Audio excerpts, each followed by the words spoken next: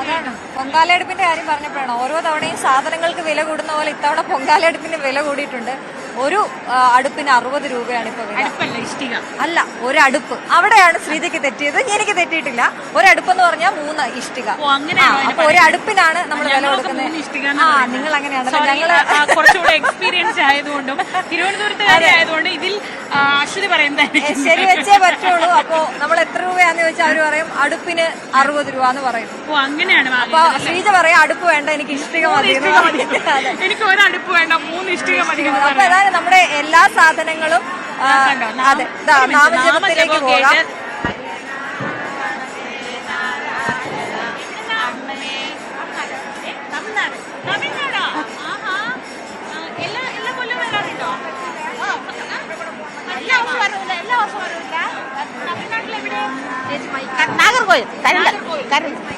നാഗർകോവിലോ? ആഹാ. എത്ര പേരുണ്ട് നിങ്ങൾ എല്ലാരും കൂടെ? നമ്മളെ വീട്ടിലാ? അല്ല, എല്ലാരും കൂടെ എത്ര പേര് വന്നിട്ടുണ്ട്? ഒന്നിച്ചാണോ? 4 ഫ്രണ്ട്സാ? റിലേറ്റീവ്സ്? ഓക്കെ. നാമം ചൊല്ലയിലൊക്കെ ആയിട്ട് ഞാൻ അങ്ങനെ ശ്രദ്ധിച്ച വളരെ സജീവമായിട്ട്. ശ്രീജ ഇങ്ങനെ നാമം ജപിക്കുന്ന കണ്ടപ്പോ ഓടി അശ്വതി അവിടെ നാമജപം എന്ന് പറഞ്ഞ് ഇങ്ങോട്ട് വന്നതാണ്. അവര് ക്യൂല് നിൽക്കും. അതെ, തമിഴാണ്. ഉടനെ പതുക്കെ വലിഞ്ഞു. എനിക്ക് തമിഴ് നല്ല തെരയും, ആണാലും അവരോട് സംസാരിക്കാൻ അതാണ്. അപ്പൊ നമ്മളിപ്പോ കണ്ടോണ്ടിരിക്കുന്നത് കൂടുതൽ പോലീസുകാർ ഇങ്ങോട്ടേക്ക് വരുന്നത് കാണുന്നുണ്ട്. കാരണം ഇനി തിരക്ക് കൂടാൻ സാധ്യതയുള്ള ഒരു സ്ഥലം ഇവിടെ തന്നെയാണ്. കൂടുതൽ ആളുകൾ പുറത്തുണ്ട്. അവര് വരിയിലേക്ക് എത്തുന്നത് നമുക്ക് കാണാൻ പറ്റുന്നുണ്ട്. തോറ്റമ്പാട്ട് തുടരുന്നു. അത് ഇനിയുള്ള സമയം 8 മണിയിലേക്ക് അടുക്കുന്നു അല്ലെ? 8 മണിയിലേക്ക് സമയം അടുക്കുമ്പോൾ ഇനിയും 10-15 വരെയും ഈ തോറ്റമ്പാട്ട് ഇങ്ങനെ തന്നെ തുടർന്നുകൊണ്ടേയിരിക്കും. 2 മണിക്കൂർ കൂടി ഇങ്ങനെ തന്നെ തുടർന്നുകൊണ്ടേയിരിക്കും. നമ്മൾ നേരത്തെ അനുശ്രീയുടെ കാര്യം പറഞ്ഞപ്പോൾ ആദ്യം പൊങ്കാല റിപ്പോർട്ടിങ്ങിന്റെ കാര്യമൊക്കെ ചർച്ച ചെയ്തപ്പോൾ അനുശ്രീയെ കുറിച്ച് അവിടെ തമാശയ്ക്ക് പറയുന്നുണ്ടായിരുന്നു. അനുശ്രീ ആലോചിക്കുമായിരിക്കും എന്തിനാ ഈ പെണ്ണുങ്ങളെല്ലാം ഈ വെളിയിൽ വന്നിരുന്ന അല്ലെങ്കിൽ പുറത്തു വന്നിട്ട് പായസം ഉണ്ടാക്കണേ എന്ന്. അങ്ങനെ അതെല്ലാം മാറി എന്ന് എനിക്ക് അനുശ്രീക്ക് സന്തോഷം, കാരണം നിറയെ പായസം കാണുന്നത്. അപ്പല്ല, എനിക്കിപ്പം മനസ്സിലായി പൊങ്കാല എന്താണ് എന്ന് പറയുന്നുണ്ടായിരുന്നു. അത് ശരിക്കും അങ്ങനെയാണ് കേട്ടോ അശ്വതി. കാരണം നമ്മളൊക്കെ തിരുവനന്തപുരത്തേക്ക് വന്ന് താമസിക്കുന്നവരാണല്ലോ. അപ്പൊ നമ്മുടെയൊക്കെ മനസ്സിലും ആദ്യത്തെ ചിന്ത ഇതിന് എന്തിനാണ് ഈ റോഡിൽ പോയിട്ട് ഇത് ഇടുന്നത് എന്നൊരു ചിന്ത നമ്മളെ പോലെ തിരുവനന്തപുരത്തിന്റെ പുറത്തുള്ള എല്ലാവർക്കും തോന്നും. പക്ഷെ നേരത്തെ പറഞ്ഞതാണ്, നേരത്തെ സംസാരിച്ചപ്പോൾ ആരോ പറയുന്നുണ്ടായിരുന്നു, ഒരു തവണ വന്നാ പിന്നീട് അത് അവർക്ക് വേണ്ടെന്ന് വെക്കാൻ കഴിയില്ല. വീണ്ടും വീണ്ടും വരാൻ തോന്നും. ആ ദിവസത്തെ ആ ഒരു എക്സ്പീരിയൻസ് അത് മനസ്സിൽ നിന്ന് പോവില്ല. ഇപ്പൊ എല്ലായ്പ്പോഴും നമ്മൾ പറയുന്ന പോലെ ആഗ്രഹ പൂർത്തീകരണമൊന്നുമല്ല. ദേവിക്ക് വേണ്ടി അങ്ങനെ ഒരു കാര്യം ചെയ്തു എന്നുള്ള സംതൃപ്തി പലപ്പോഴും ആളുകൾക്ക് വലിയ രീതിയിൽ അതൊരു സന്തോഷമായിട്ട് ഉണ്ടാവാറുണ്ട്.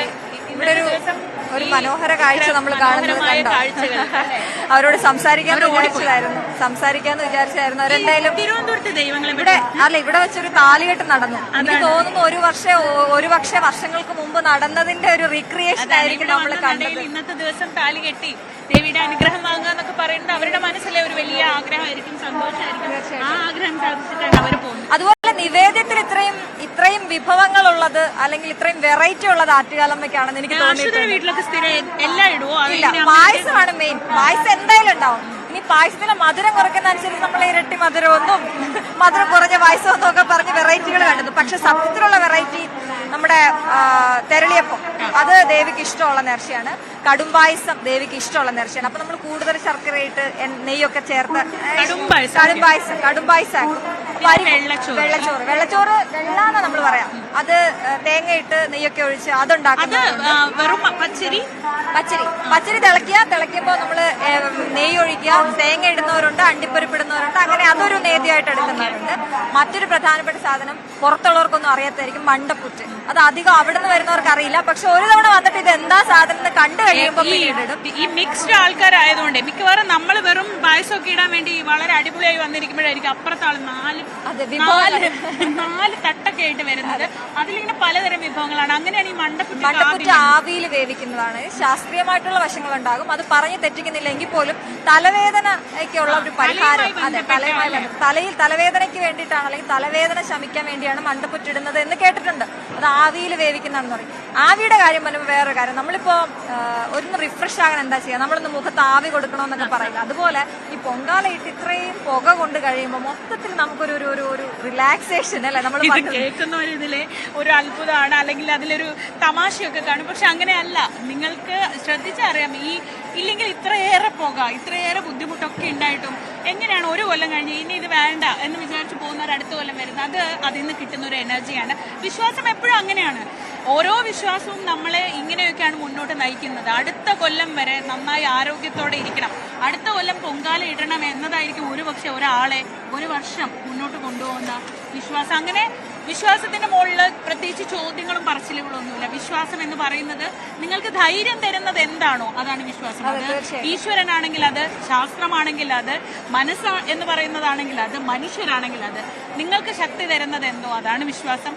അപ്പോൾ ആ വിശ്വാസത്തിന്റെ പുറത്താണ് ഇവിടേക്ക് ഈ ഭക്തലക്ഷങ്ങൾ, ഈ ലക്ഷക്കണക്കിന് വരുന്ന സ്ത്രീകൾ ഒഴുകിയെത്തുന്നത്. നമ്മൾ ഒഴുകുക എന്നൊക്കെയുള്ള വാക്കൊക്കെ വെറുതെ പറയാന്ന് വിചാരിക്കും. പക്ഷെ നോക്കൂ, ഈ ആൾക്കൂട്ടത്തിലേക്ക് നോക്കി നോക്കൂ, ഇതിനെ നമ്മൾ ഒഴുകുക എന്നല്ലാതെ എങ്ങനെയാണ് പറയാ? കാരണം ഇത് എത്രയോ മണിക്കൂറുകളായി ഇങ്ങനെ ദേവി ഒന്ന് കണ്ടു പോയി പൊങ്കാലയിടുക. പൊങ്കാലയുടെ ഒരു വരവ് എനിക്ക് തോന്നുന്നു പൂർത്തിയാവുന്നത് അങ്ങനെയാണ്. ഇന്നലെ വന്നൊന്ന് തൊഴും, അത് കഴിഞ്ഞ് രാത്രി കാഴ്ചകളൊക്കെ കണ്ട് അവിടെ ഇരുന്ന് രാവിലെ കുളിച്ച് ഒന്നുകൂടെ വന്ന് തൊഴുത്. ചിലരങ്ങനെ, ചിലര് എന്ത് ചെയ്യും, രാവിലെ അവിടെ എല്ലാം തയ്യാറാക്കി വെക്കും. എന്നിട്ട് പൊങ്കാല ഇട്ട് കഴിഞ്ഞ് തിളച്ച് തൂവിക്കഴിഞ്ഞ് കുറച്ച് സമയമുണ്ടല്ലോ, ഈ നേദിക്കുന്നതിനിടയിലുള്ള കുറച്ച് സമയമുണ്ട്, ആ സമയം കൊണ്ട് വന്ന് തൊഴുന്നവരുണ്ട്.